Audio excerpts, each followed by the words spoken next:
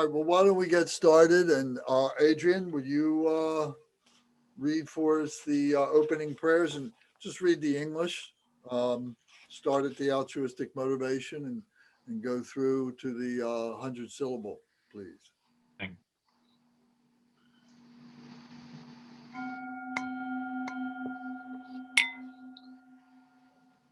all mother searching beings, especially those enemies who hate me, structures who harm me, and those who create Those who obstacles create obstacles in my on my path. path to liberation and omniscience.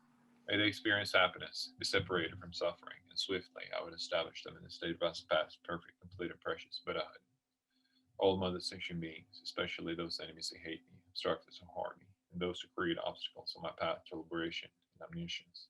When they experience happiness and be separated from suffering, and swiftly I will establish them in a state of past, perfect, complete, and precious Buddha.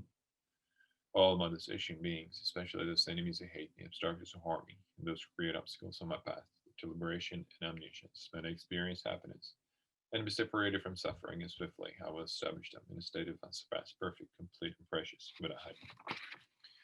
Thus, All you need is just one time in English. one time? Okay. Thus, until I achieve enlightenment and perform virtuous deeds with body, speech, and mind. Until death, I perform virtuous deeds with body, speech, and mind. From now until this time tomorrow, I perform virtuous deeds with body, speech, and mind. We take refuge in the kind root and lineage lamas. We take refuge in the deities of the mandalas of the Edams. We take refuge in all the exalted Buddhas. We take refuge in the perfect Dharma. We take refuge in all the excellent order of the Sanghas. We take refuge in all the nobles, Dakas, Dakinis, and Dharma guardians, possessors of the eye of wisdom.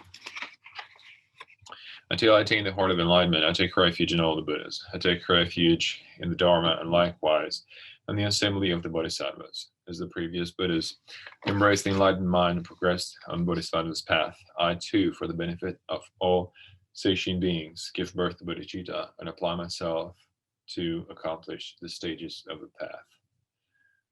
In the Buddha, the Dharma, and the Sangha most excellent, I take refuge until enlightenment is reached. By the merit of generosity and other good deeds, may I attain Buddhahood for the sake of all sentient beings. May all mother sentient beings, boundless as the sky, have happiness and the causes of happiness. May they be liberated from suffering and the cause of suffering. May they never be separated from the happiness that is free from sorrow. May they rest in equanimity, free from attachment and aversion. Om Vajra Sava Samaya. Help to protect my vow to purify myself. May you remain firm with me. Grant me the complete satisfaction. Grow with me. Be loving towards me. Grant me the attainments to master the powers beyond body and nature. Show me all the deeds of body, speech, and mind. Make my mind, heart good, virtuous, and auspicious. Reveal in the bliss of the four joys, O Blessed One, who embodies the essence within me. Do not abandon me. Grant me the realization of the indestructible nature. Make me one with you. Thus I signify my unity with non-duality. Ah.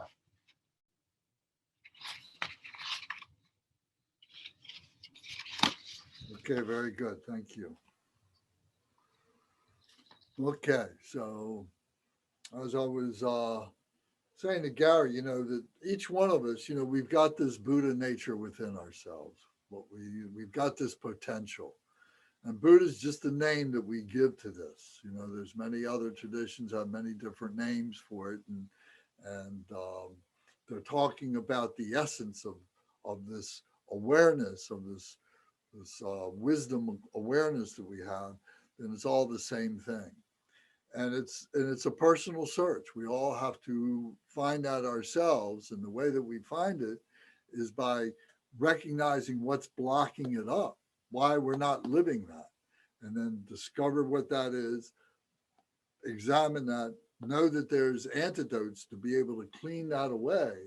And then as we're doing that, we begin to get these insights. We begin to get these glimpses of what that true Buddha nature is that we all have.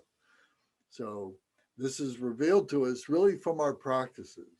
Reading it, we may get some understanding, but it's a vicarious understanding, and maybe some things start coming together.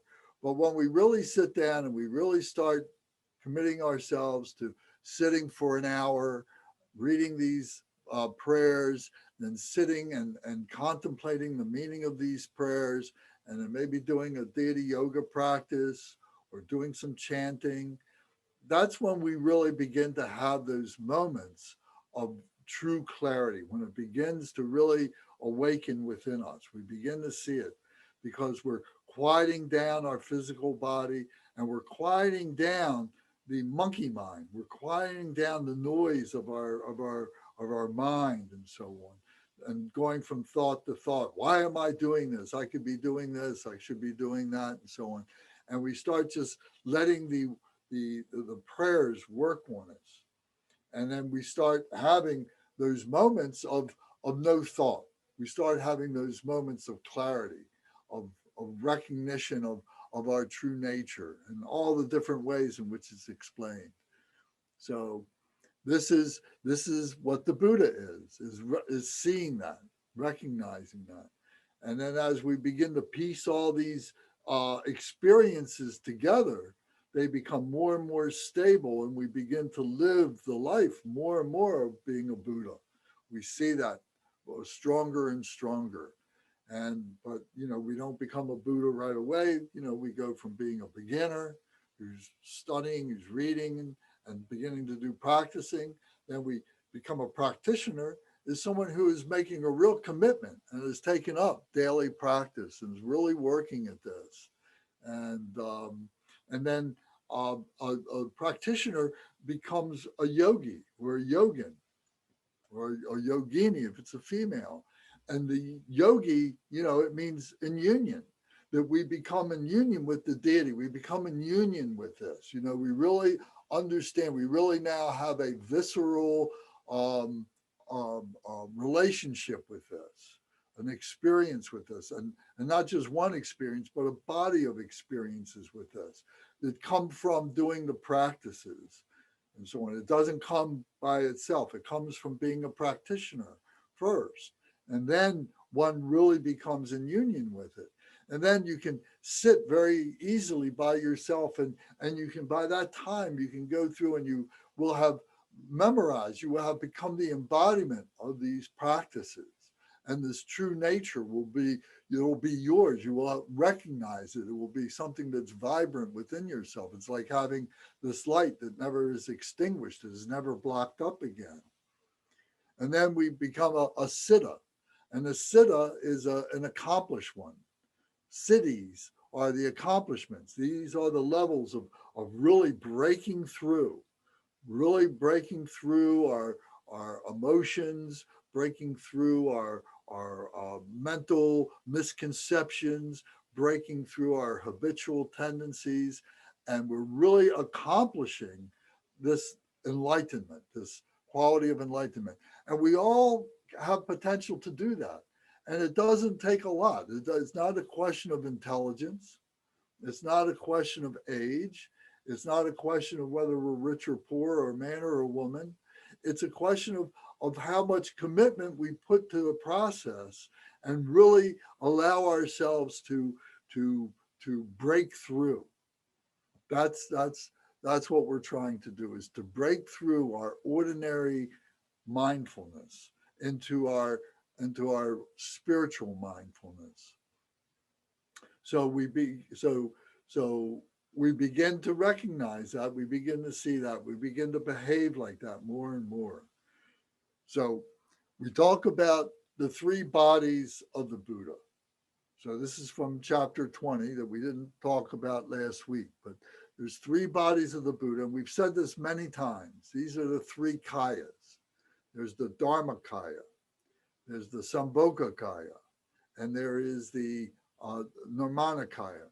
So if you've got the outlines that I've sent to you, you should have it in front of you so you can see these names and be able to understand what I'm trying to say.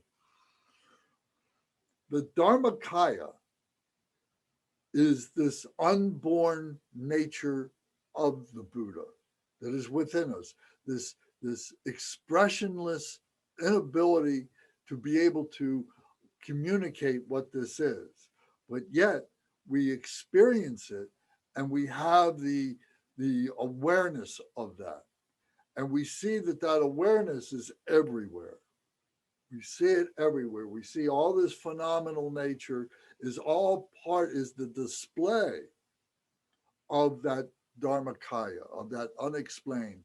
So, I've used the analogy of the Big Bang, that here is this point, and behind this is all this stuff, but there's this space and there's this like aperture, for lack of a better word, that all of a sudden erupts, and this big bang of all that stuff that is behind that big bang now all comes and spews forward into this space, and that becomes this phenomenal nature that we see it. So this is a simile. This is a way for us to understand this. So this that bursts through everything that we see is all the display of that phenomenal nature, or excuse me, the display of that Dharma nature, that unborn Dharma nature. So it has all these myriad forms, and we're seeing it as one who is part of that phenomenal nature. So we're looking at it from a defiled point of view. And that's why, it's hard for us to be able to really comprehend what that unborn nature is, because we're already contaminated. But the way that we can recognize that is by transcending our defilement, transcending our ordinary state of mind, transcending our ordinary mindfulness, our human nature. So we do that over and over again through the practices, and practicing meditation and sitting quietly. And 5 minutes of quiet meditation becomes 10 minutes, and then that becomes 15 minutes. And then we find ourselves being able to sit for 40 minutes, an hour, maybe a couple of hours. And maybe, more, if you're anything like me, you need to have the support of the Sangha. It's very difficult to do by yourself, especially in the beginning. But when you're in the environment of the shrine room and you're with, other people, brothers and sisters who are all trying to do the same thing, and there are lamas there are teachers there's books, there's many inspirational things. So as your mind begins to drift and wander, you open up your eyes and you look and you see the great statue, you see the lama, you see your brothers and sisters. It gives you the incentive to go back in. Try a little harder. Everybody's really trying. Yes, Gary.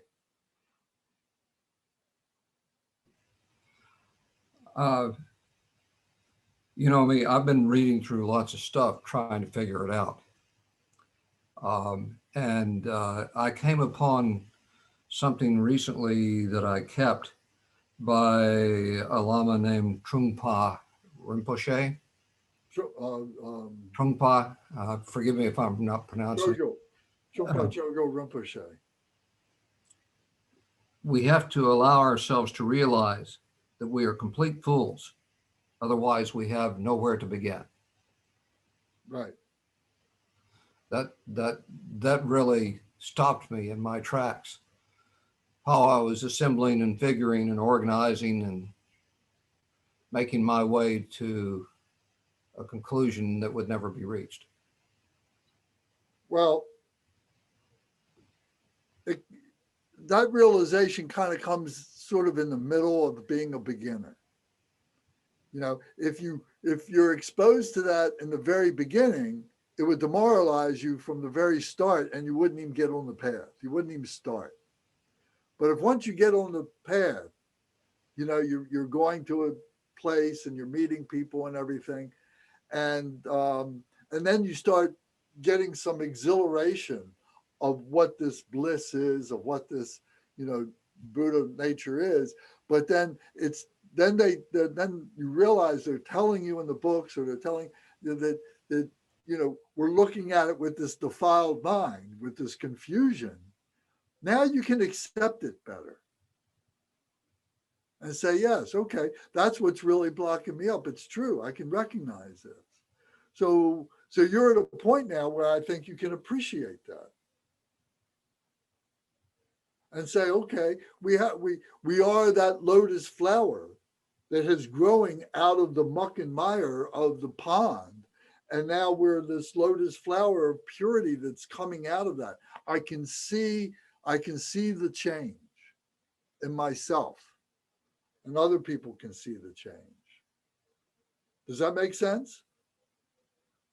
So what Trungpa was saying was, yes, we go through that period, and if we think about our ordinariness, yes, we can think of it as being like defiled and confused and so on.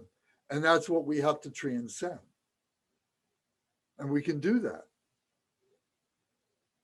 Did he say that in the quote that you read? Did you understand that? He is. Yes, it was almost like an epiphany. Right. You know, it's. And he's considered to be a Vidyadhara. He's considered to be a great teacher, a great enlightened being. He died early in his life. But he had great breakthrough. He led many, many, many people to have great breakthrough. And part of the way he did it was by assimilating into the culture, to the Western culture. And he took a lot of grief about it.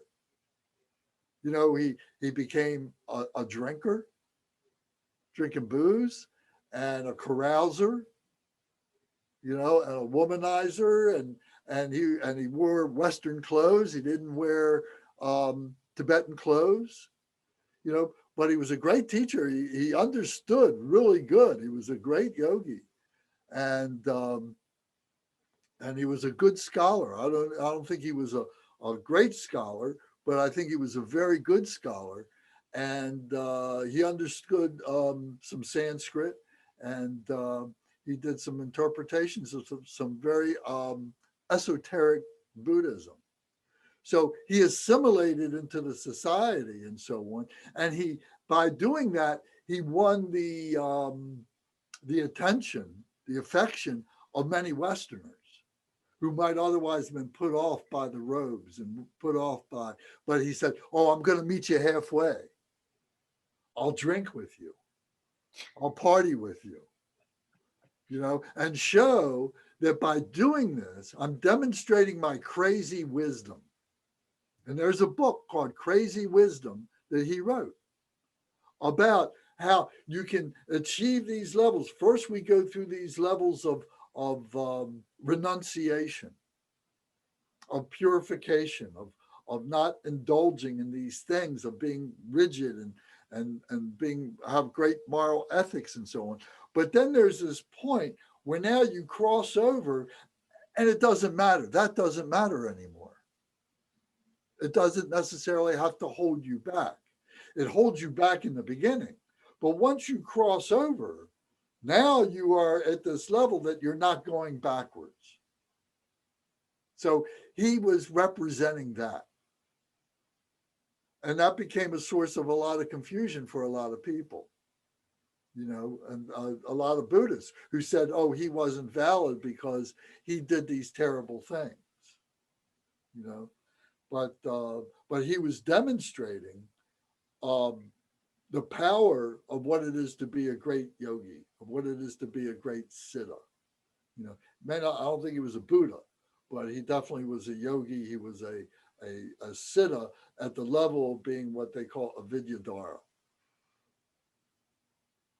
And that's a great knowledge holder is called, is Vidyadhara. That shows some humility. The founder of Shin Buddhism, or Jodo Shinshu Buddhism, was named Shinran Shonin, and he was famous for he renamed himself Gutoku Shinran, which means stupid bald head or bald-headed fool, and that's how he introduced himself to the Japanese rural population as he walked around, was to let them know that in reality he had no more innate knowledge than them. He was no better. he could just see a little clearer. That's a good point. You could see clearer. Mhm. That's a really good point. And in Dharmakaya, well,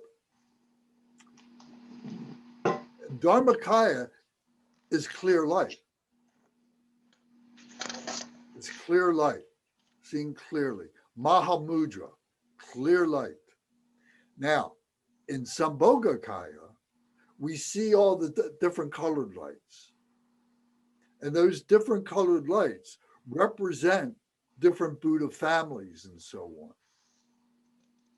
So each one of those things are representing the activities now of the Buddha, the enlightened activities of the Buddha.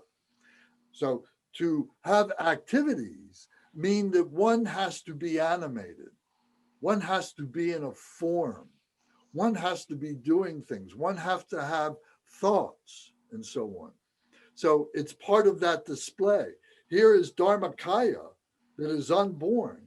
And then all of a sudden now it becomes born, and now space is becoming filled up with these things, all these objects and so on, and lights.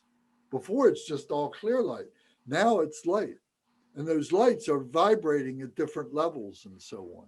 So these are the enlightened activities of that clear light for the benefit of others. So one could say that that Big Bang was for the purpose of being able to enlighten all these beings that needed to be enlightened. So we become the beneficiaries of that. But first we have to be able to understand that all this display is all of itself is empty. It is all part of the Big Bang. It is all part of the emptiness from which it came from. But for the uninitiated, for those who don't recognize that, we think that all this display is real, but it's all just temporary stuff. It's all just compounded stuff. So this is all Sambhogakaya thought. This is all the intellectualization of that. This is all the Dharma teachings and the Dharma practices. So this is said to be the speech of the Buddha. So the Dharmakaya is the mind of the Buddha. So pure it's unborn. Now it's born. It's born as Sambhogakaya. And it becomes forms, intellectual forms, and the artists are great at being able to create images of their imagination and so on. And we're trying to visualize these things and given these visualizations and so on, and associating them with certain words, associating them with colors, all these things, all these associations. But all this is just for the purpose of being able to organize this phenomenal nature. To help us do that comes the Nirmanakaya, the form body of the Buddha, who is in the desire realm. So the Sambhogakaya is desireless. If we've gotten to that point, there's no desire there. There's no attachment there in the pure form of that. But in the desire realm, then there is attachment. So the Buddha manifests in a human form or other forms in the desire realm so that ordinary beings can relate to them, to the Buddha. If they didn't, it would only be the intellectual that could do that has transcended, that has gotten to that point of being a yogi or a siddha to be able to recognize those things. But for most of us, it needs to be pointed out to us. So the Nirmanakaya is now the Buddha who has now manifested as a human being in the ocean of suffering in order to be able to teach us, to be able to show us. And for them to be able to do that, they got to go through a process themselves, because this whole thing is a human experience. So Siddhartha Gautama, the Buddha of this age, is the exemplar of that very process. And then since then, there are many others like Milarepa and Jigdan Sumgun and many other beings. Garchen Rinpoche are Nirmanakaya emanations, formed. That's the emanation body of the Buddha, of this true nature that is the Dharmakaya, the mind, the speech of the Buddha, and the body of the Buddha. So is this making some sense? Making a lot of sense, yes. So I wanted to ask you, Lance, like for Dharmakaya, I know there are two types of light, and maybe you can clarify that for me, but is the clear light, and then there's the mother and child light, or is that correct? Or is that something that I'm mixing up with something else? I think maybe I don't know that reference to mother and child light like that. I've never heard that I can recall. Is that a Bardo concept? Like maybe, but it's like water being poured into water. Was that? It's like water being poured into water. Okay. Garchen Rinpoche uses that reference all the time. You know, so the child is like the child that recognizes the mother and is running into the lap of the mother. Uh-huh. You know, it's like pouring water into water. I think I read an article in Tricycle once where they were looking towards Paul Simon's mother and child reunion and theorizing as to whether Paul Simon was that enlightened and was pointing to that sort of thinking. But to me, that speaks of a dualism becoming non-dualism. Yeah. Yeah. That's what that speaks to me of. But the light is a great way to this is a siddha concept. This is a yogi concept to understand the lights and to be able to look at the 5 Buddha families in terms of their lights. So, you know, the different colored bodies that they have, you know, yeah, and to me, the colors of their seed syllables. Go ahead. You were going to say something? Yeah. Sorry about that. Now, to me, the Kayas, they're always kind of like a mystery, and I always struggle to understand the Dharmakaya, Sambhogakaya, and Nirmanakaya. But I think this is a great simile, and it just helps me to understand a lot better this concepts. It makes a lot of sense to me. Okay. So we can approach it in 2 ways. We can approach it from the bottom up, where we're approaching it from being an ordinary being, and we're, you know, receiving the teachings of the teacher, and we've never had any experience with the Dharmakaya that we remember. But we can also have it from the top down, where sometimes we can have a meditation, sometimes we can have an experience where all of a sudden we're opened up to this. And for some period of time, where time stands still, we're just in the midst of this. And we say, what was that? I have no way of explaining it. But then we meet a teacher who begins to show us what that meant. And we're doing that, we're putting that together in the Sambhogakaya. We're doing that in the intellectual mind, that process of putting that together. Ultimately, we leave the physical body behind, and we leave the intellectual mind, the Sambhogakaya, behind. They are both part of the relative. They are both phenomenal. So they're both considered form realms, huh? Form realms. Mm-hmm. So it's explained this way. There's form and there's desire.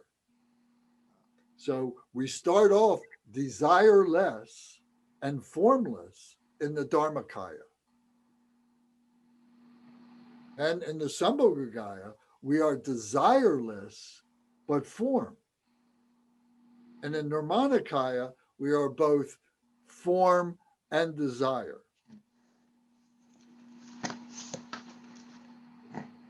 And this is something to contemplate and meditate for years and years.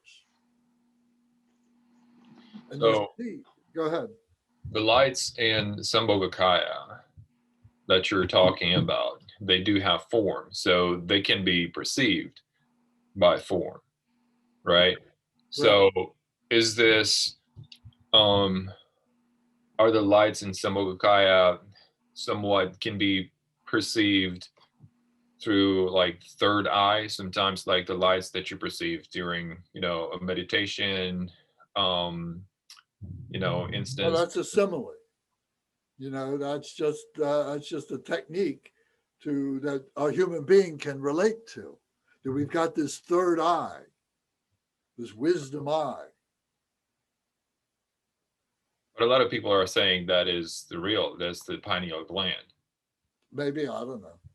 And like the pineal gland has part of it at least is made of the same type of cells that your retina is made out of, and you can perceive light. I don't know. That, to me, that's scientists trying to justify spirituality. There may be where they come together and intersect, may be true, but it doesn't necessarily have to be that way. The spiritual doesn't have to be measured, doesn't have to be weighed. It doesn't have to have the same characteristics that the physical body has.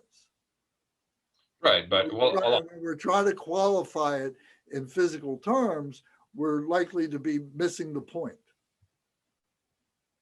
right, but maybe there is like that intersection point where, So if maybe there is, maybe there's not. Does it make a difference? I don't know, if it helps me to grab onto something to go higher, maybe it makes it. If that's helpful, use it. It's an object. When we talked about meditation, we went through the stages of meditation book. Remember that? And we got to the generation stage, and we talked about the objects that we would focus on. And that can be an object, just like any other object, just like a picture or anything else. If we want to objectify the pineal gland as being, the source of all this, then why not? But ultimately, we let it go, because the next thing is to have meditation without object. Because we are physical beings, we are intellectual beings, we are spiritual beings. And in the spiritual, the rules that are binding the physical and are binding the intellectual no longer have any bearing in the spiritual.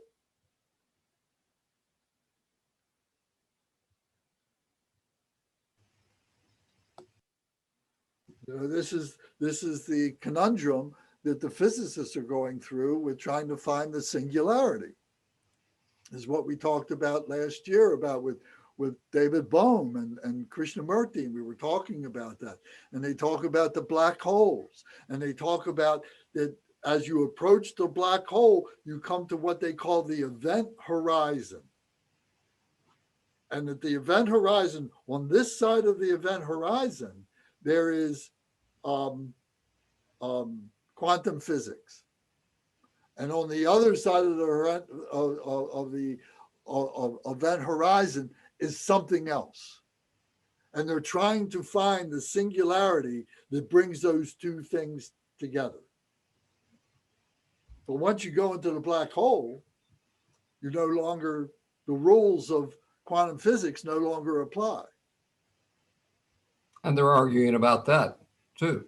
Yeah. Because that's the big unknown, So Krishnamurti and all they're now, the scientists are, I don't know if it's possible for a scientist to become a Buddhist and remain a scientist, because what they're doing in biocentrism, they're trying to, it's still dualism, and that the object is not there until it is observed. So it's interesting. I was reading that book today. It's interesting, but I was thinking about some of the things that you're talking about now. Like, where is that in relation to what I'm doing in Buddhism? So the essence of this is to be crazy wisdom. That's right. That all the rules no longer apply. You know, but can you be stable enough in that clear light to allow that to occur without losing your sensibility, or I don't know what the right word for that would be, but without losing the clear light. You know, one way of explaining it would be without losing your mind. You know, losing understanding of reality. So this is where the Bardo Todal becomes very important, because the Bardo Todal then becomes a vision into the Bardo, into the intermediate states of our essence. And we've all been there. You know, this is now getting into higher, esoteric Buddhism. Where were we before we were born? And where do we go when we die? So there's this whole, spiritual science, if you will, about that. So so that's part of the progression. Kempo we're going to be hearing about that. Garshan Rinpoche is going to be teaching about that later this year, about the 100 peaceful and wrathful deities, the Shitro deities. And this is the manifestation. This is the Sambhogagaya. This is now the identification of all the deities, of the 100 deities of the Sambhogagaya. So it's going to be something not to miss. So there's going to be some very high level things being taught. Is this part of, like you said, Bordeaux teachings? Does it have to do with the POA? Yes, the Bardo, the POA is the launching pad to get to the Bardo.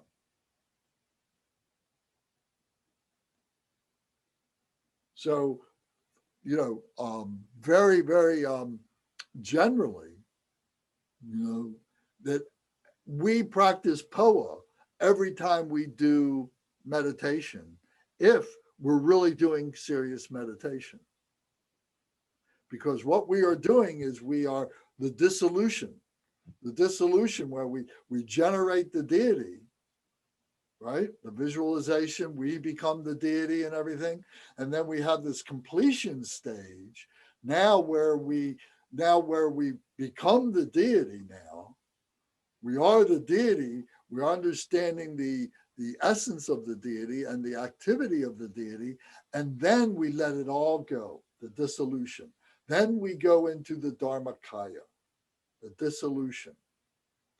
So this is the birth and the death and the transformation. So this is the POA. The POA is the transference of consciousness that is done at the time of death. And we're going through death, rebirth all the time. When we can see that and recognize that, we're a yogi. We are a siddha. It takes us to be a practitioner, to be doing it over and over again until we get to the point of being able to now understand that and recognize that and see that. If we don't have teachers to guide us to that, to tell us these things, we may miss it. It may be another lifetime before we catch it. It may be another 5 years before we catch it in this lifetime. We may not catch it in this lifetime. It may be another lifetime, maybe another 2 lifetimes or whatever.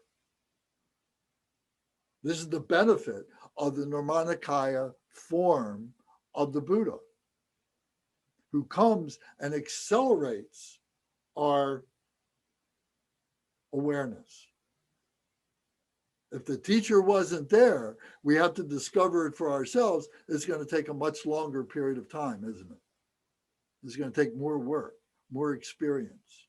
But if we have a teacher pointing this out, how much quicker we learn. But it's our learning.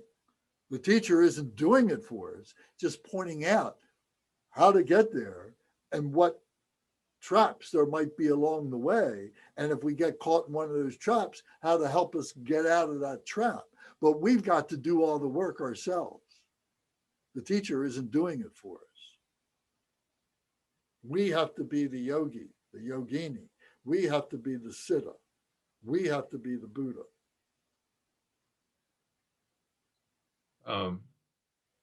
So Lance, you said that the Paul practice pretty much is similar with any deity practices that you do. Is that right? Yeah. So as far as I remember, it's been a little while since I've done POA, but in that practice, the bindu is not dissolved at the end of the practice, right? The scope of the practice is to eject the bindu through the central channel, right? As your consciousness Through But- the crown, through the crown, chakra. right? But in the other deity But practice, the bindu then becomes the nada. and that's the dissolution. That's the dissolution, where now it becomes, so the nada can be explained as just pure energy. It's like the fire. If you light a match and the match is burning, there's the flame. And the flame is just that energy of the combustion of whatever that match is made up of.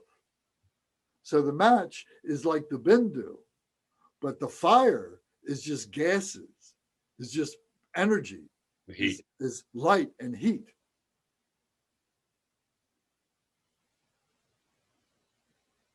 Okay. So that's what we have to eject. So we learn how to do that properly. So we do that through our meditation practices, through the visualization of that, understanding what the process of the death is. And that takes us into the bardo, the realization of the bardo. The bardo is the intermediate state. We are in an intermediate state right now. We're in the intermediate state of living right now. We're going to be talking about this and learning Buddhism. There's a chapter in the book that's dedicated to this teaching. This intermediate state, for us, it seems, a lifetime, 60, 70, 80 years, whatever it is, in terms of what we know phenomena to be, it's not even a finger click. It's not even a moment. It's not even the blink of an eye. This is all intermediate. This is all temporary. And we start understanding, we start appreciating the notion of the intermediate, the bardo. So there's 6 bardos. So during the time that we are in the waking bardo, this bardo of living, we have the dream bardo and we have the meditation bardo. Have you heard this before?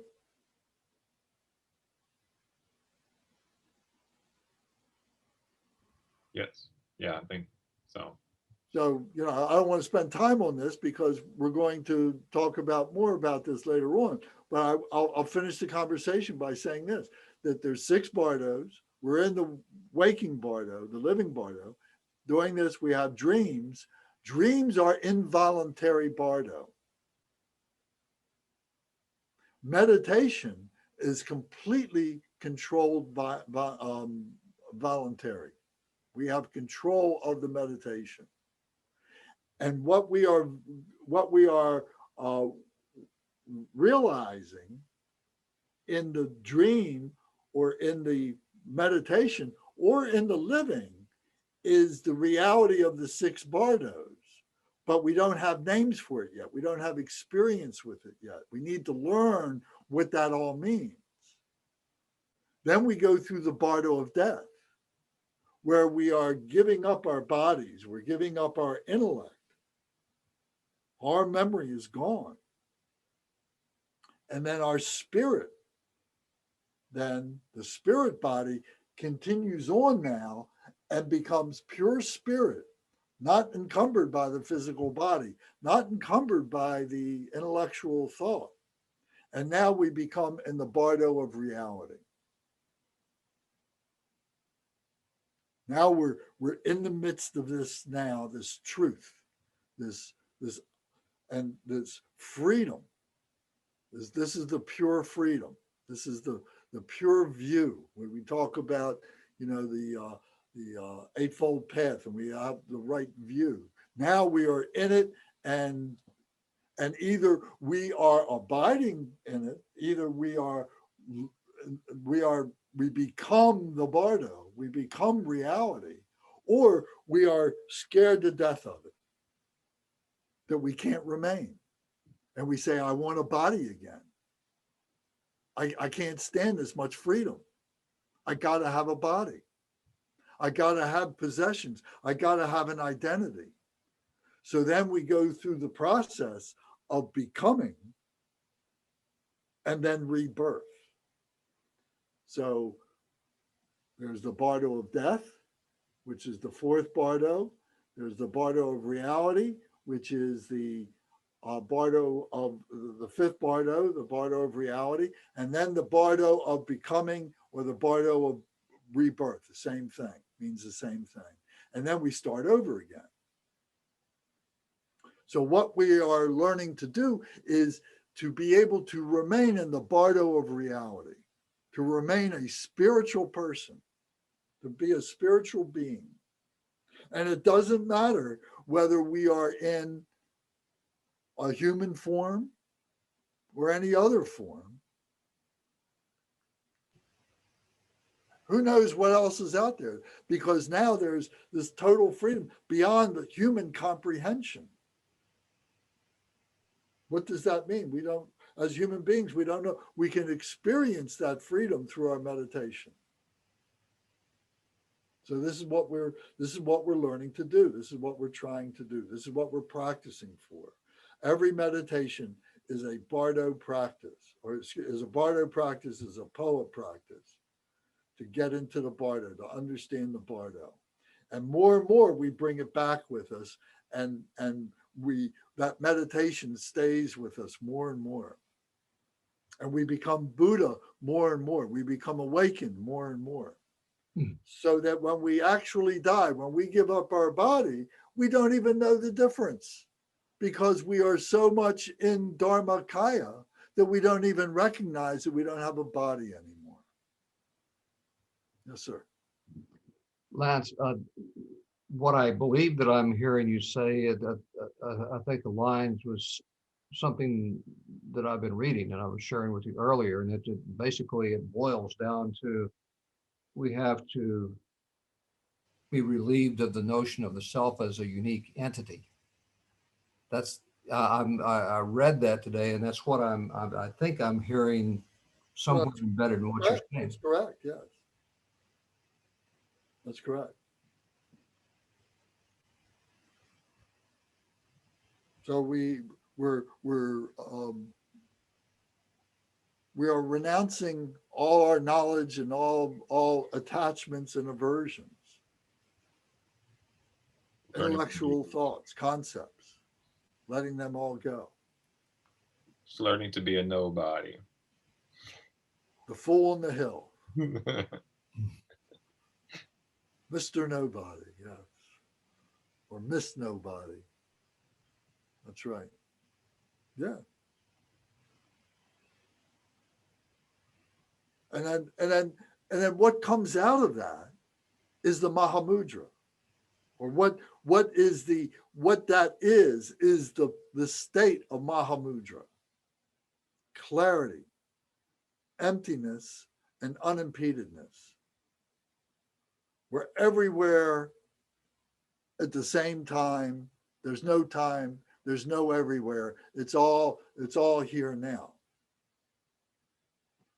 So all these, these cliches that are part of our vernacular in modern times now, it all comes from this kind of search or this kind of experience.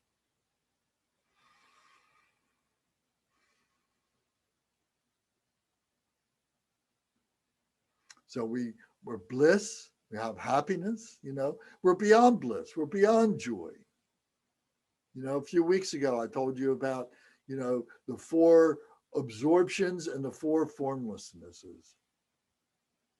So this is the siddha.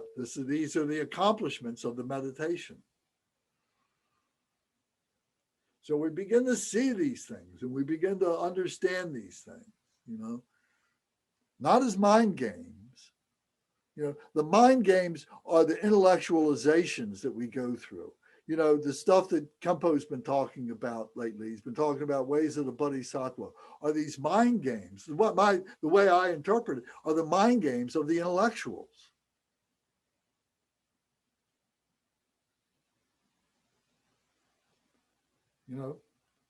But then you get to this point where you leave that behind. You say, oh, I'm not going to play those games anymore.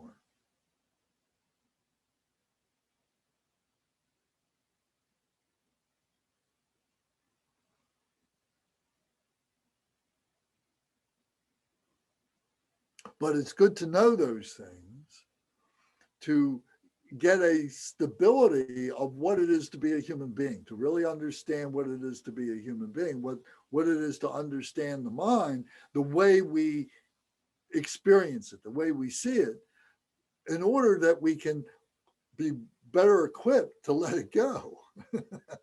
It's like, I've been in this trap all this time. Now I understand the trap, what got me in the trap, what it's like to be in the trap. And now it gives me more incentive to get the heck out of the trap and not get back in. Otherwise, we're likely to get back into the trap.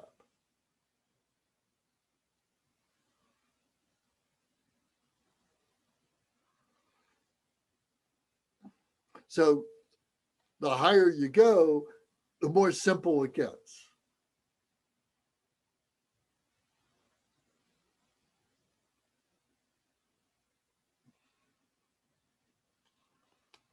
So this was talking about now the 3 kayas, the Dharmakaya, the Sambhogakaya, and the Nirmanakaya. The Dharmakaya is the truth body of the Buddha, the mind of the Buddha, the truth body of the Buddha. The Sambhogakaya is the subtle enjoyment body of the Buddha. The enjoyment body, we're going through this and we're really enjoying, we're understanding, we're beginning to put all these pieces together. The 2,000-piece puzzle is starting to come together, all those individual pieces start, and we're really enjoying it. And wow, this is fun. Now I'm seeing what it is. It's very subtle, but now I'm really seeing what it is. And I can see the levels. I can see myself becoming transcendent, letting go of myself. And then the Dharmakaya, the Nirmanakaya is the emanation body. That once you reach this point of being the Buddha, now there is this emanation for the benefit of the enlightenment of other beings. when we do Om Ah Hum, that we're visualizing my body, speech, and mind become like the body, speech, and mind of the enlightened ones, of the Buddha. That way I be radiating and be luminescent like the Buddhas. And this is the life force of the Buddha, to do that, to have truth, to have enjoyment, and to have emanation for the benefit of the enlightenment of all beings.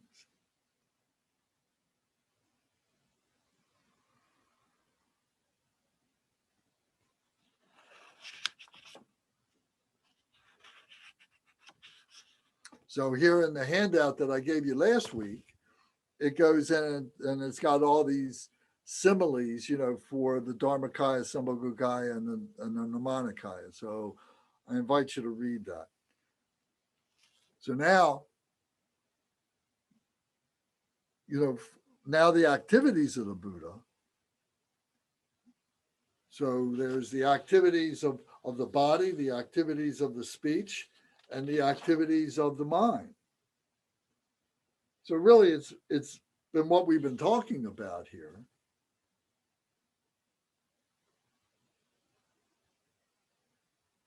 Here it says, the body benefits sentient beings without conceptual thoughts. Likewise, the speech and mind also benefit sentient beings without conceptual thoughts. And these three comprise the activities of the Buddha. So this is like when we take the empowerment. This is the function of the Vajrayana, is to recognize the wisdom of the Buddha, and that we can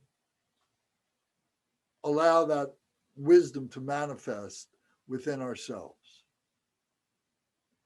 So during the empowerment ceremony, the Lama, the Vajra master, has, before we come to the shrine room, has gone through a process of self-empowerment to become that particular Buddha. So let's say it's Shenrezig for sake of our discussion. So they become the embodiment, so that when we arrive and we come into the shrine room and the Vajra master is sitting there, he's already become Shenrezig. And then he is going through the impartation, the empowerment of what it is to be Shenrezig, how to be Shenrezig, what to visualize to be Shenrezig, how to experience Shenrezig, and so on. And he's telling us this. And we've got something to read or to follow and so on. But the most important thing that he's doing is completely invisible, because from his heart center is coming these non-words, is coming this luminosity, is coming this radiation that is coming into our hearts. And that's what the transformation is. We're approaching it intellectually by hearing it and seeing him and thinking about these things. But the real empowerment is the heart empowerment. So this goes to this notion here where it says the body benefits sentient beings without conceptual thoughts. Likewise, the speech and mind also benefit sentient beings without conceptual thoughts. These three comprise the activities of the Buddha.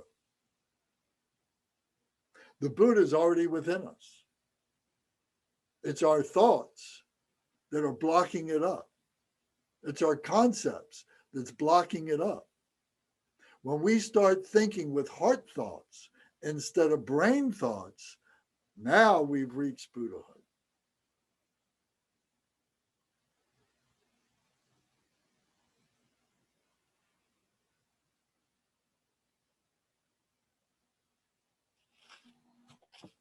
Hey, Lance. Yes, sir.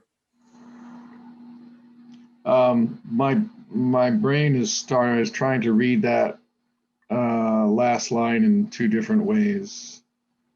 Is it compromise or comprise? It's comprise. Uh, These three comprise. Or it should be comprise. Compromise. okay. The activity. Yeah. Yeah. Well, I'll look it up in the book. Here, let me see. Oh, okay. So. Comprise. Oh, it's in the book. Comprise. Okay. Okay. Just So yeah. So a typo on the page. thanks for pointing this out. Yes. Uh,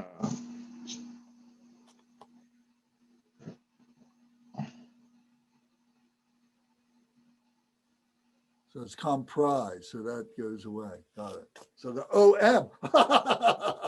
The Get the ohm out of there. That's great.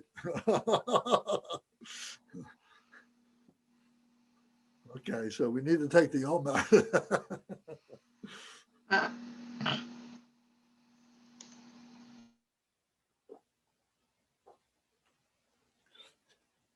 So all the understood words, you see, language gets in the way all the time. How one letter, two letters can change the whole meaning.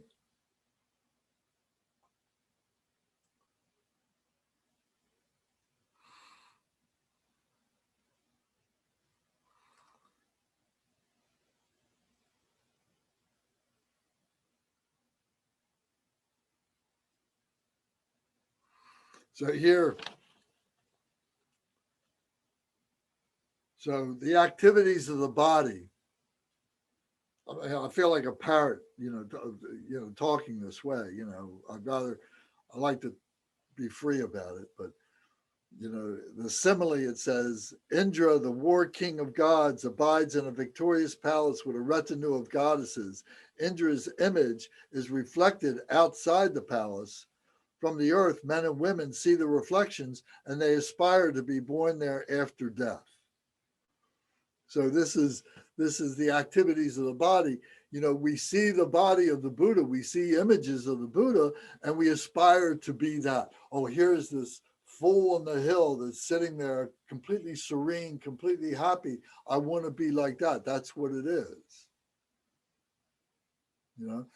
And the arhats have that in mind. That's what they are. That's their ideal, is to be able to do that. The Bodhisattva says, in the Mahayana says, I got to come down off of that mountain. I got to come down off of that hill, and I got to bring that awareness. I got to bring that bodhicitta. I got to bring that Buddhahood into the village. I got to mix it up with everybody, and I got to be able to radiate that for them. I got to be the emanation body so they can see that. I got to be able to communicate it through the Sambhoga Gaya so they can understand that. And my heart, the vehicle is my heart.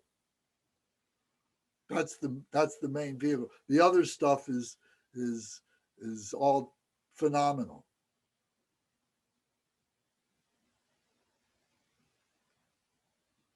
So how many people have said that they can be in the presence of Garchen Rinpoche and receive his blessings by not even talking to him directly, having him talk to us directly, one-on-one, but you're just receiving his blessings because his heart, he's just radiating that.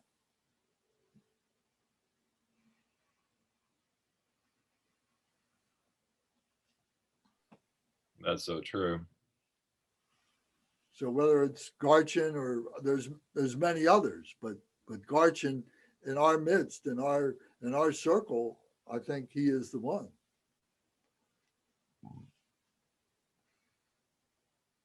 In the activities of speech, it says, all composite phenomena are impermanent. So all this stuff is impermanent.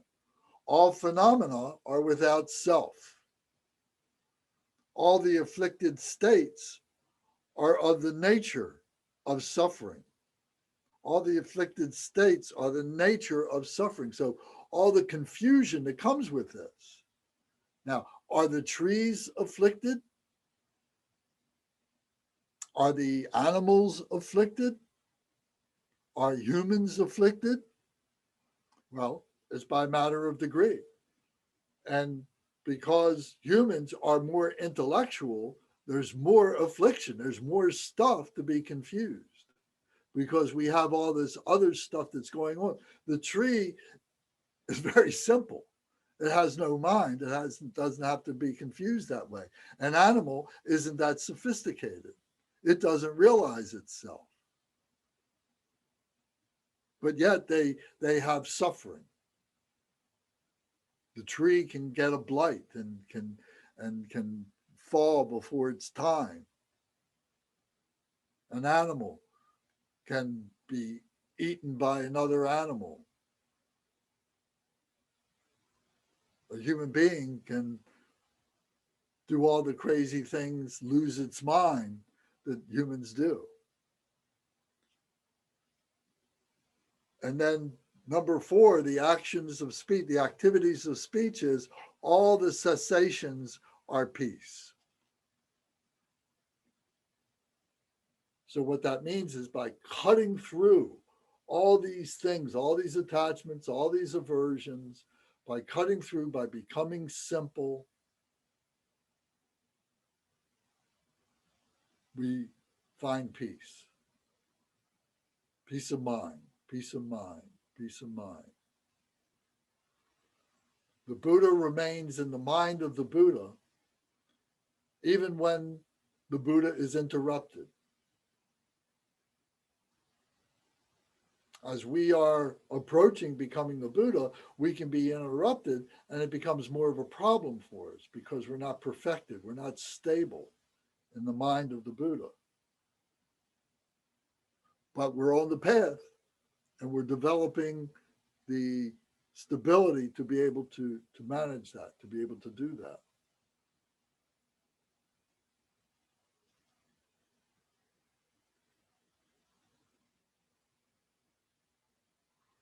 So here in the italics at the bottom of this page, and I'm looking at the outline for this chapter 21, at the bottom of this page, it says, speech rings like a bell rings. Speech rings to all who can hear undefiled, pure peace, joy. Peace rings to that. When we ring the bell, I mean, it's an analogy of rejoicing, of happiness, of joy. So that truth, that peace, that joy is undefiled. It's food for the mind. What's food for the mind? What's another word for food for the mind? Psychedelic. Right? The eightfold path to achieve and maintain peace. The eightfold path that we learn in the fourth of the Four Noble Truths is the path to achieve and maintain peace. This is all the speech, and the speech is the intellectualization of the Buddha mind for the benefit of sentient beings to be able to attain enlightenment. So we're talking about the activities of the Buddha. So now it says on the next page, it says, likewise, even though there is no effort or conceptual thought, the speech of the Buddha manifests the teachings depending on the dispositions of the fortunate ones. So what that means is the dispositions of those who hear the speech of the Buddha, those who hear these teachings. And we know that some people are going to hear it at this level. The Buddha is going to be teaching the same thing. And some beings are going to achieve it at this level, understand it at this level. He's going to be saying the same thing, but some people are going to achieve understand it at this level.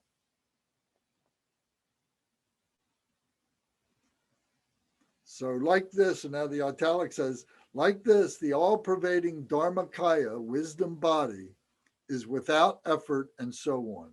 Yet his Buddha's speech permeates all beings without exception, teaching the noble doctrine to those of good fortune. And the good fortune is what you have created, manifested for yourself, your karma. So this is speech benefiting sentient beings without conceptual thoughts.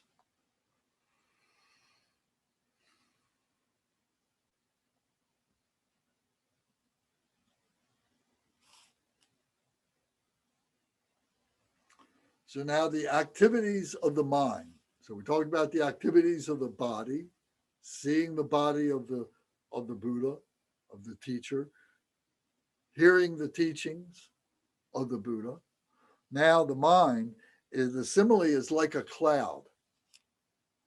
It says in the summer, clouds gather in the sky without effort, causing crops and so forth to grow perfectly through the rain falling on the ground without conceptual thoughts. The wisdom mind benefits sentient beings without conceptual thought. So it's like a blanket. If you think of the clouds like a blanket that are coming and they're providing warmth, they're providing rain in order that those beneath can grow, providing wisdom.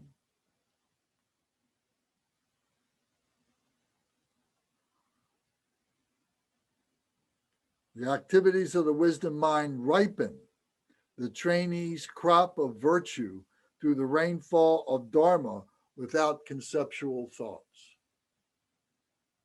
So when we are learning the intellectualization of the Dharma, gradually, we become the embodiment of that Dharma. We've already got the mind of the Buddha. We've got that. And as we are removing the obscurations, now that Dharma becomes who we are, what we are, without thinking about it, without having to be conscious of it. And as we're doing that, we're ripening ourselves. So as it says here, we ripen the trainee's crop of virtue, that we become more virtuous, we become more auspicious, we become more holy, we become more Buddha, no agitation, no confusion. So it says, likewise, clouds of compassion without any conceptualization rain down the waters of the victor's noble teachings and cause the harvest of virtue for sentient beings. So we just spontaneously become present as Buddha. To attain Mahamudra is to become spontaneously present Mahamudra and have clarity, emptiness, unimpededness, clear light. This is the wisdom mind benefiting sentient beings without conceptual thought.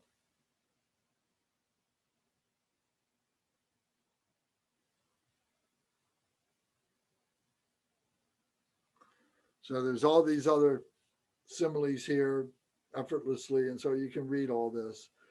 But this last line, it says, likewise, the echo, space, and earth are similes for benefiting sentient beings without conceptual thought. So the echo is just the sound that is just bouncing off and and continuing. The space is where all this takes place, where all this is. And the earth is the stability of where we stand, where the ground that we take all this in. So one is our ground, one is the path, would be the echo, would be the speech. And the space is the mind, is the idea of the mind, effortless and unimpeded.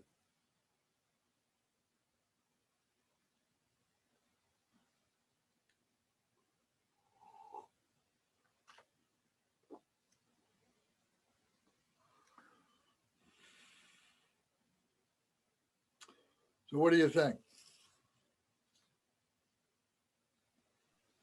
That's a great chapter. Yeah. So this book is a magnificent book. So the analogy I like to use, it's how to build a bicycle, but it's also teaching you how to ride the bicycle and what it's like to be riding the bicycle.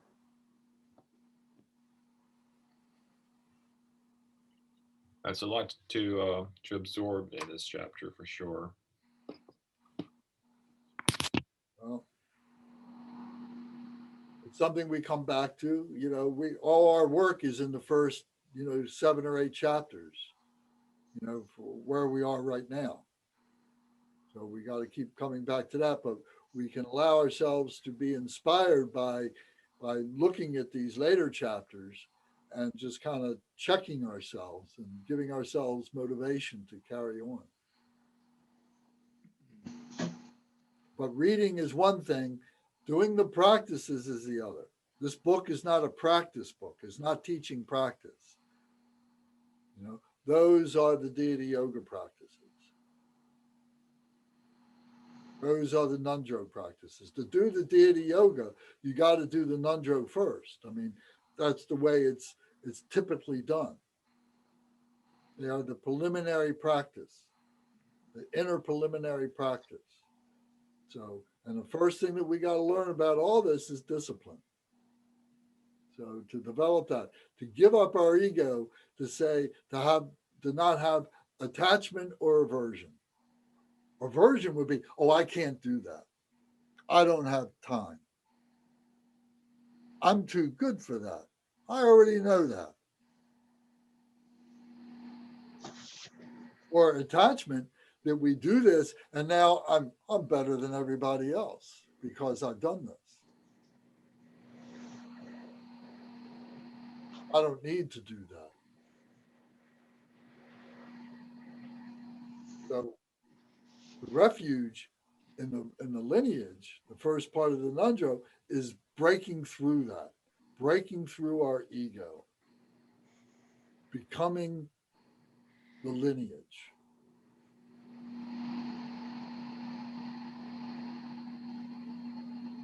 You can't expect, we can't comprehend,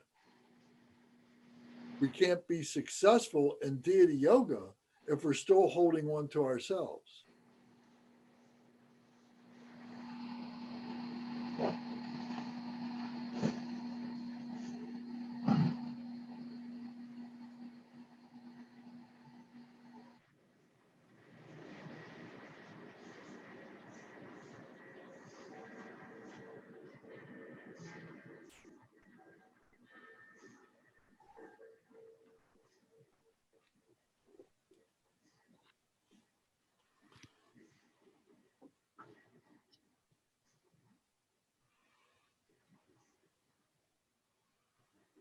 Okay.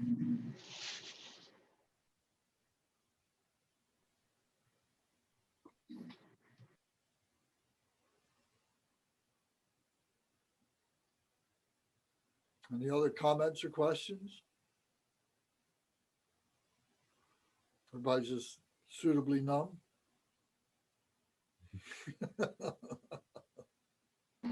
Comfortably numb. Comfortably numb.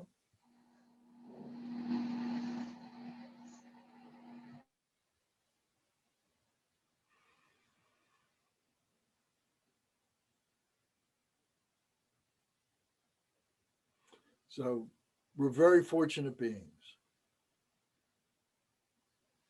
7.5 billion people on the planet. And this isn't to make us arrogant or anything like that. We're fortunate. And in our fortune, we must be generous.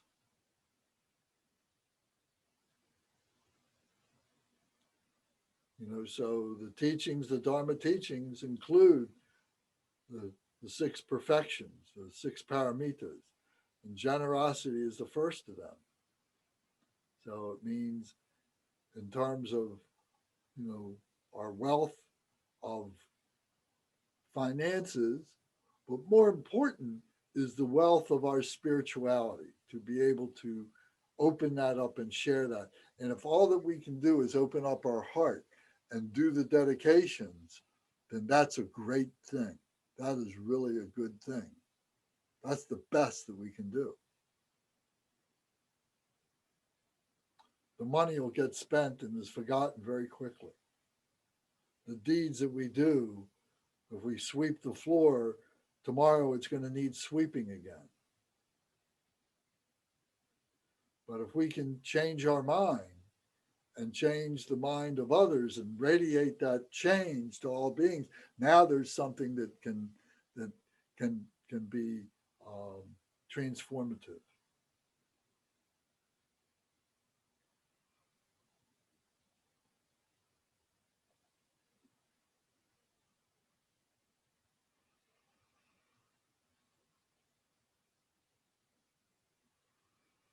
Okay, well, I've talked all this, I'm just talking around in a circle now, just keep from being quiet.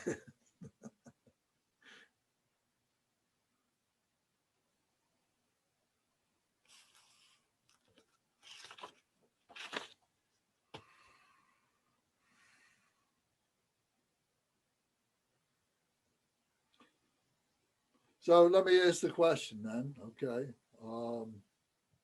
Is this inspirational, or does it become overwhelming, and does it have the effect of saying, oh, this is just too much?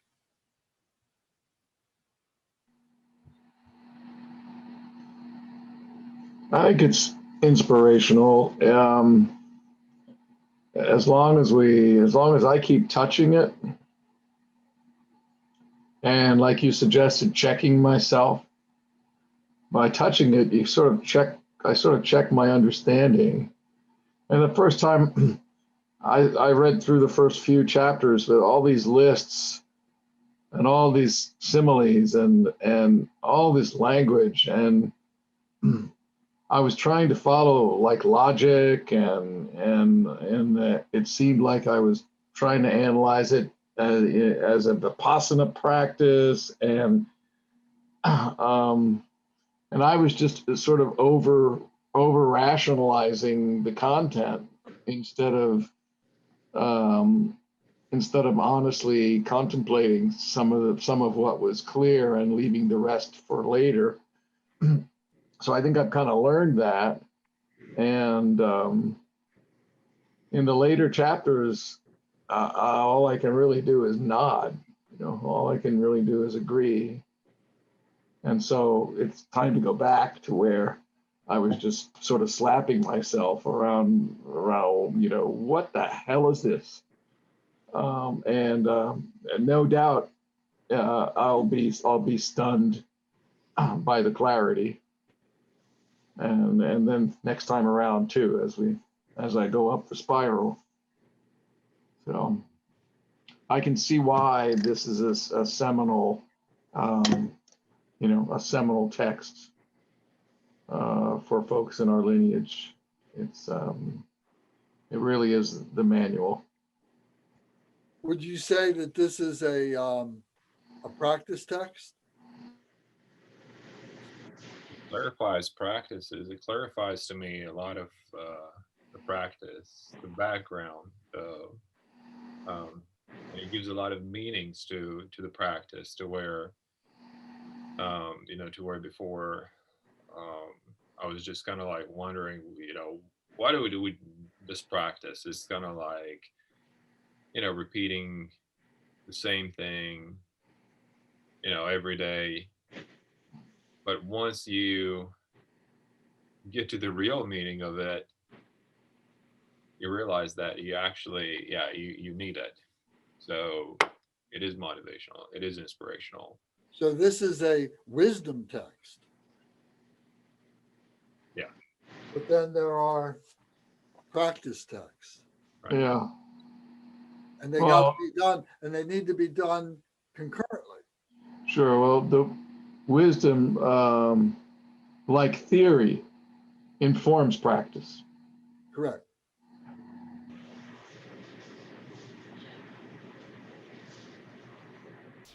That's the speech in the locker room. Let's go outside in the field and do some practice. That's right. Shankar, did you have something to say? No, I'm just kind of sitting here smiling, thinking about all of the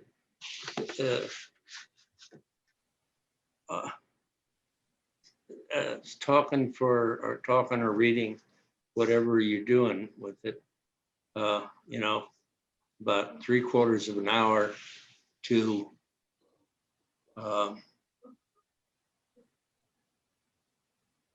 or like a 5-minute actual physical doing or being. And it's interesting how we have to do that so much. It's too bad we don't have the mental communication where we could just think it and everybody would know it. Transmission. Well, It'd work. in this lifetime, it's relative, but what is, what is tomorrow? What is tomorrow? It's not. Tomorrow's a concept that really has no meaning, I think. So all we have to do is sit here and radiate it now.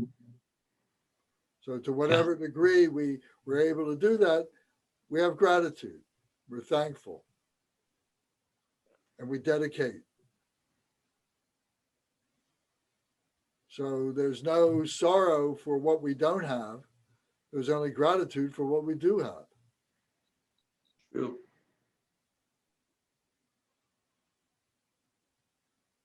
I think this practice opens the vessels of our mind in a way that I know that for me, I have to make my way all the way back through the book. And now that the seeds have been planted and given nourishment by these teachings, I have to cultivate them myself through study in the book and in the way I live. It's a beginning, but there is no ending.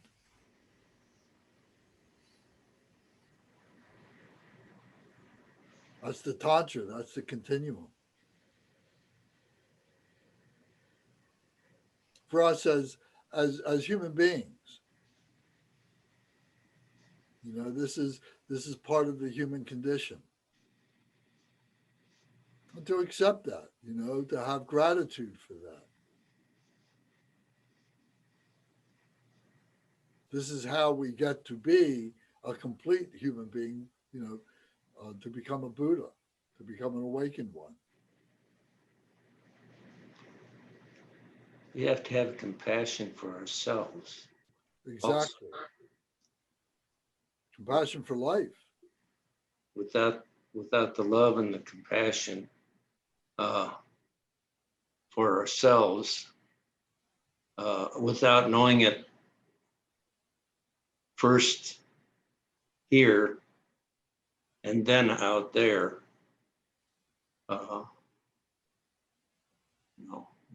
It's a lot of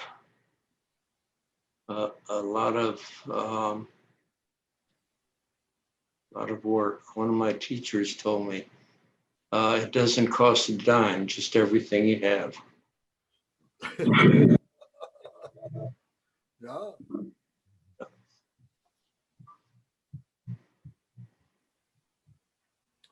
Czar, what do you think?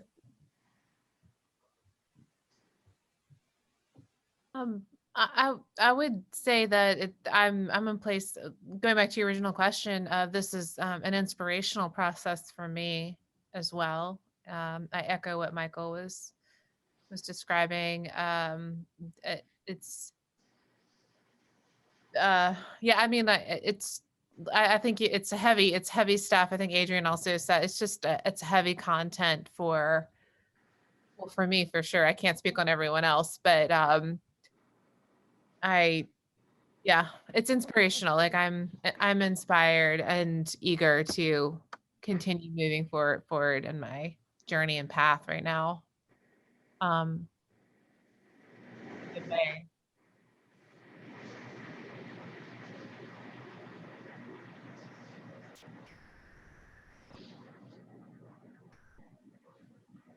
All right. What do you think the next step is? For me specifically, or just more generally in the flow of the context of the teachings you're giving us? Well, either way you want to comment on it. Okay, well, I mean, like relative to, for me, this is, I would say, for me, I think my personal obstacles right now are up here. I think, at least I want to say, like, my baseline is like in relation to, if you quantify compassion towards others, like I would say could give you hundreds of things I've done in my lifetime that we would categorize, that's compassion, or that's an act of compassion, and giving like money, donating, helping people with educational efforts. But I think William, I think he just said it, or maybe Gary. Like I don't have that for myself. Like I don't do that well for myself. So first and foremost is I got to figure, I think, indirect energy back to myself. That's for me. Like if you ask me, like a tangible next step is to work on what that is like for me, moving that inwards. Because I think a lot of the stuff I've done over the course of my lifetime was diverting from doing work on myself. Like it's like a distracting event to just take it off from. I don't want to say laziness either, Lance. I don't know that it's an intentional laziness, right? When you're doing things for other people across your lifetime, it may just be ignorance of the path and journey. Maybe is a kinder way to say that about myself, and ignorance of the shift inward. And I think that's what I'm awakened to right now is, as you described, the higher you go up, things get a lot less complicated, right? I think there was a female who was on a couple weeks ago who was sharing, like she was learning how to pause before reacting or responding, like she inserted. And I think since I've been able to join these meetings, I'm recognizing so much day to day, like that doesn't matter. That doesn't matter. That doesn't matter. Like I see it now so clearly, whereas a year ago, I didn't have that like stop in relative perspective or absolute perspective, a shift from a relative to absolute perspective within the context of most of it doesn't matter. And like I'm like in it now. I'm like, yeah, most of it doesn't matter with the stuff that aggravates us and creates afflictive emotions. Sorry, that's a long answer, but I think for me, the next step is tangibly to move towards introspection and dealing with compassion towards myself. So. Thank you. Yeah, thank you for the question. Anybody else have a comment about that? What's the next step?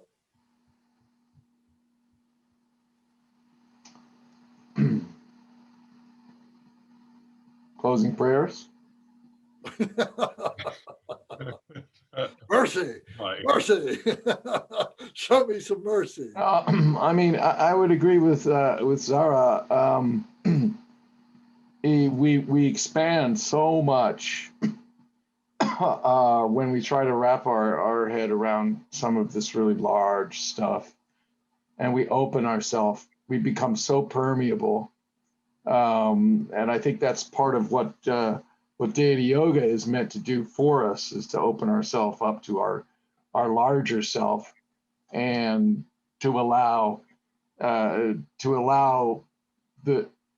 bigger and the better to infuse us, to know what we're infused with. But we have to keep coming back to our relative experience in order to keep our sanity. And I think that's the coming back, checking our wisdom, checking our knowledge, and then go back and check all that at the door and dive back in. But so I put a link in the chat. Dr. Kristen Neff. I know you're a social scientist, Sarah. So Kristen Neff is somebody I've been following since she was in grad school. She wrote a couple books. She's the first person to actually quantify self-compassion. She created a measure, and it's pretty inspiring stuff with lots of interesting practices and a theoretical background. So that's enough for me. And we don't really need to do closing prayers. So what's next for 102? mm-hmm. I want to say something. Please. I don't know if Michael, are you done, or you want to? Yeah. Okay. So I think for me, in the light what you're saying or what you're asking, Lance, I think it's a matter of just do it.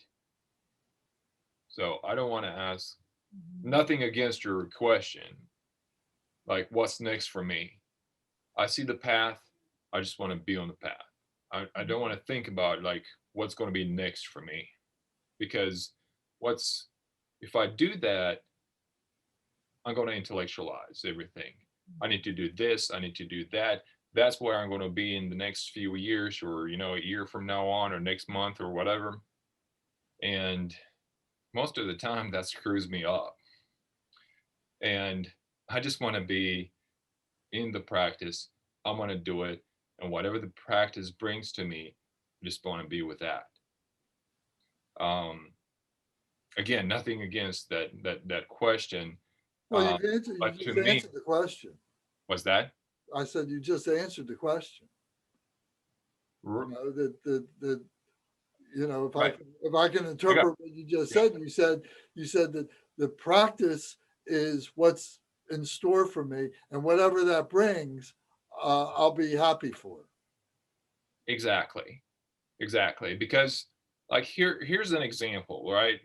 Day-to-day example. I come here in this room, I got my meditation pillow, and I sit here and I'm like, what I do next. And I'm like, I have my prayer book and, my phone, my computer next to me. And one thing that, sometimes distracts me is like, oh, I need to check this first, or I need to do this first, or I need to do this and that. And that takes me away from practice. But if you develop the discipline to just do it, do the practice, and the rest of it will come, I'm like, yeah, that's what's in my way. And, some people will be more inclined to be, more compassionate to others and be open and help them because they have that type of karma, that type of personality, and those type of skills. Other people will be more like introvert and be like, hey, I don't want to talk with people. I don't want to deal with people. But still, that doesn't mean that you're not a good practitioner. Is that your time will come to where you can help beings in other ways. Mm-hmm. But practice, will bring you into that path sooner or later.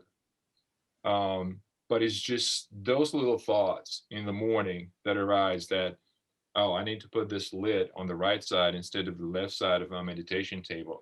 I need to organize this here. I have too much stuff on the floor. I need to, instead of just like being here, being present, doing the visualizations, doing the generation phase, and then all the practice, the dissolution, and all of that. And then let's go about the day and see what's coming. Okay, good. So Anybody else want to say what's next for them?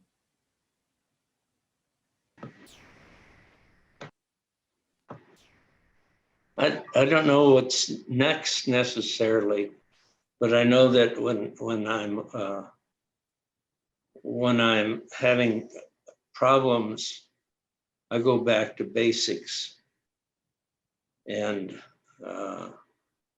meditation, prayer, and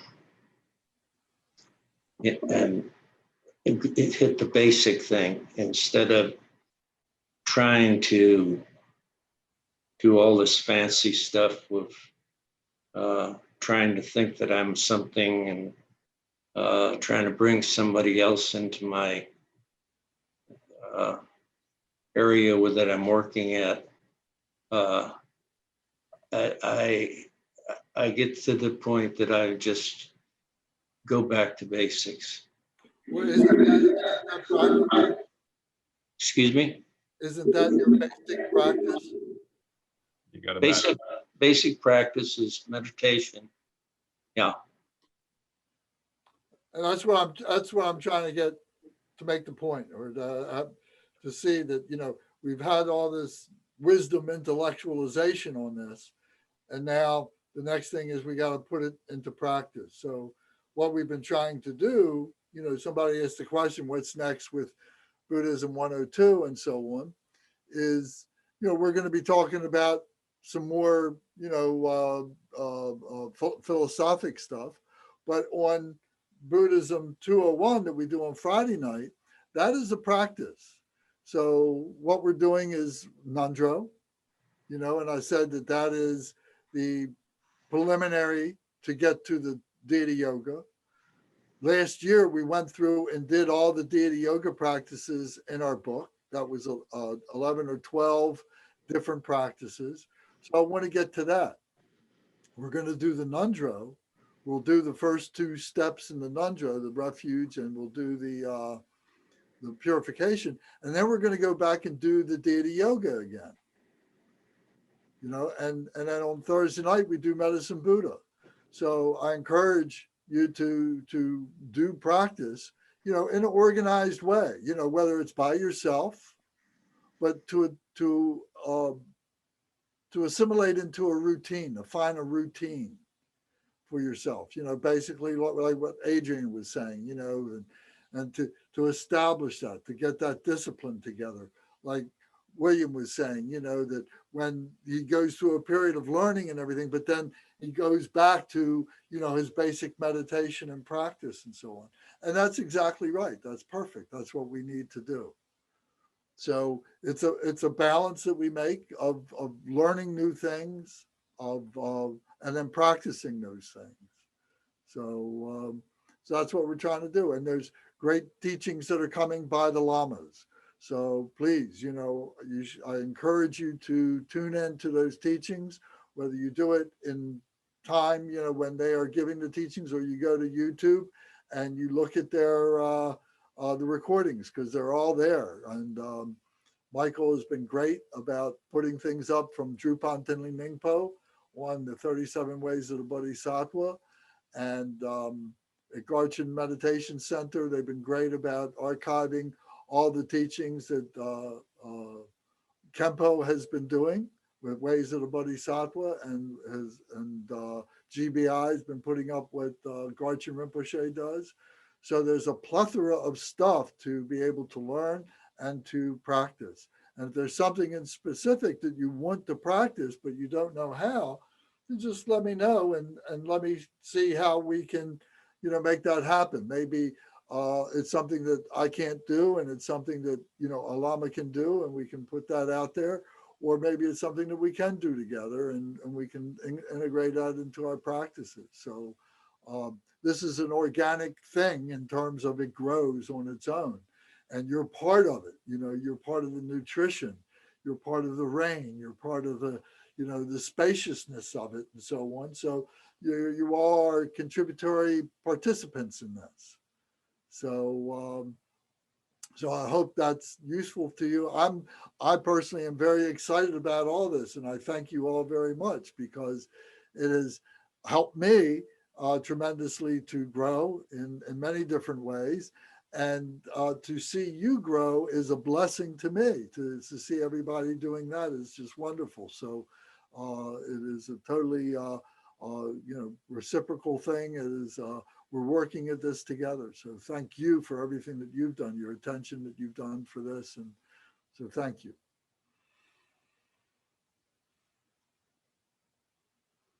Okay, so then let's do our dedication for tonight.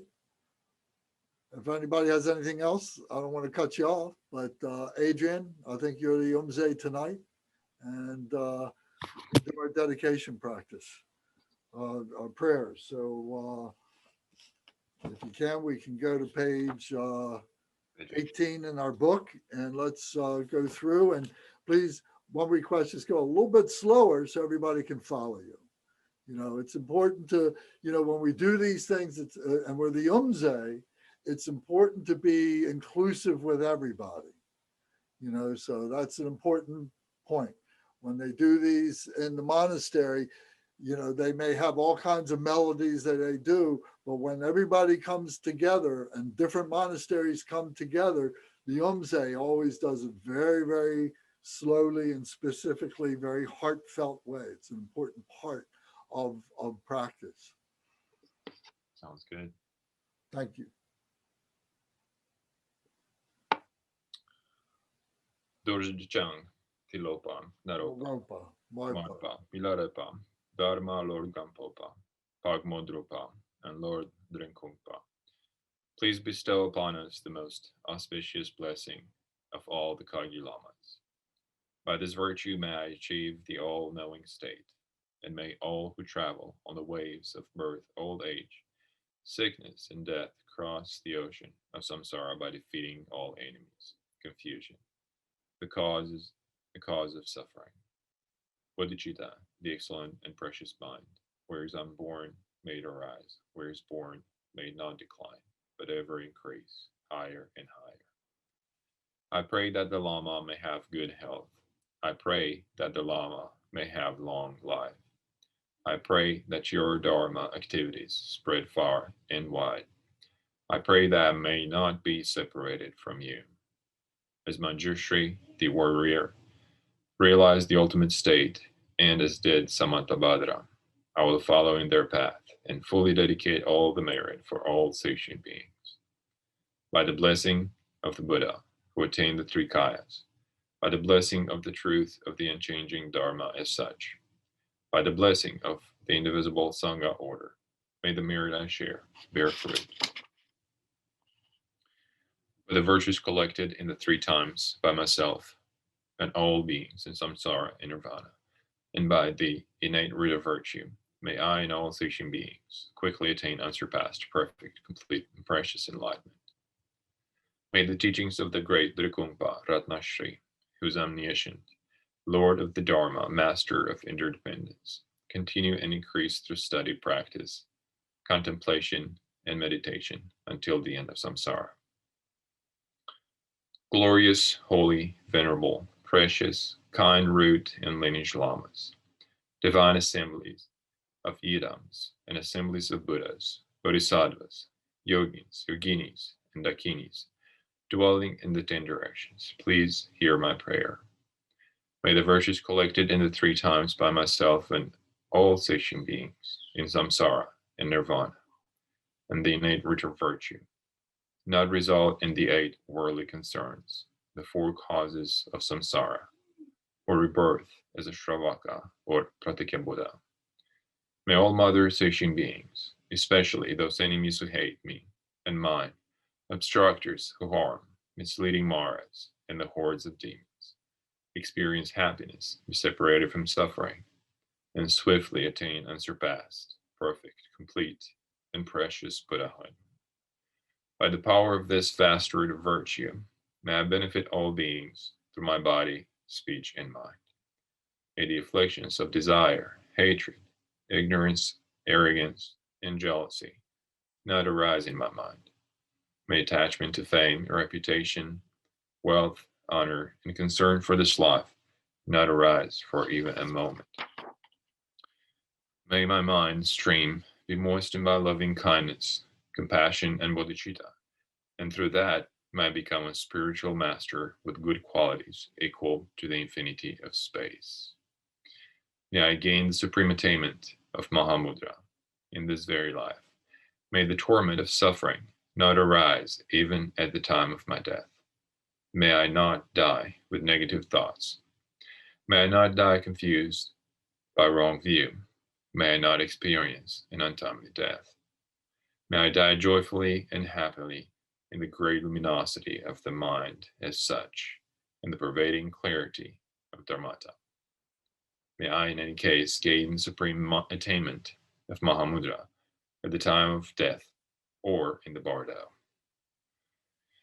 Om, Om, Om, Om, Om, Om.